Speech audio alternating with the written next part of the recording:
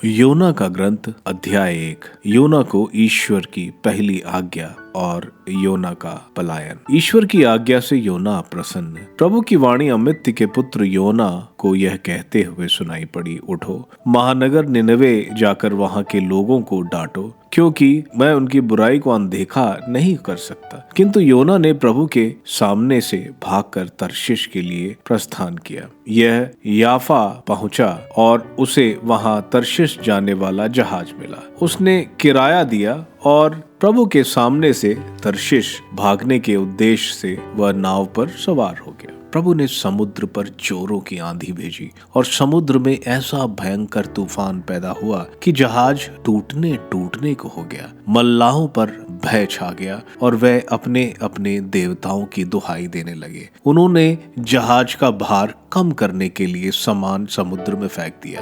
योना जहाज के भीतरी भाग में उतरकर लेट गया था और गहरी नींद सो रहा था। कप्तान ने उसके पास आकर कहा, सोते क्यों हो? उठकर अपने ईश्वर की दुहाई दो।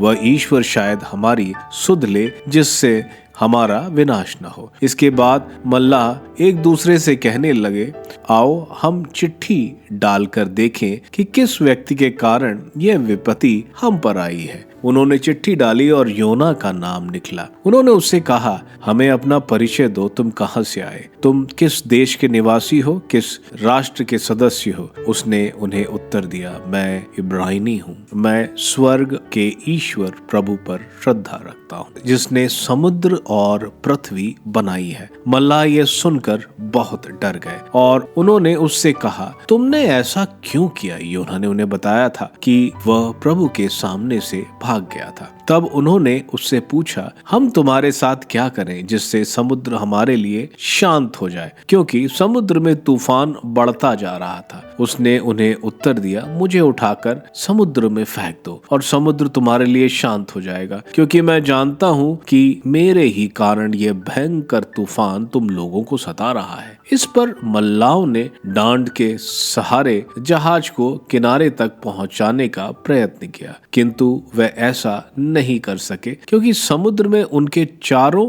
ओर ऊंची ऊंची लहरें उठने लगी। तब उन्होंने यह कहते हुए प्रभु से प्रार्थना की, प्रभु, इस मनुष्य की हत्या से हमारा विनाश न हो। तू हम पर निर्दोष रक्त बहाने का अभियोग नहीं लगा, क्योंकि प्रभु तूने चाहा कि ऐसा हो। इस पर उन्होंने योना को उठाकर समुद्र में फेंक दिया और समुद्र शांत हो गया। मल्लाह प्रभु से बहुत डर गए। उन्होंने प्रभु को बलि चढ़ाई और मन्नतें मांगी।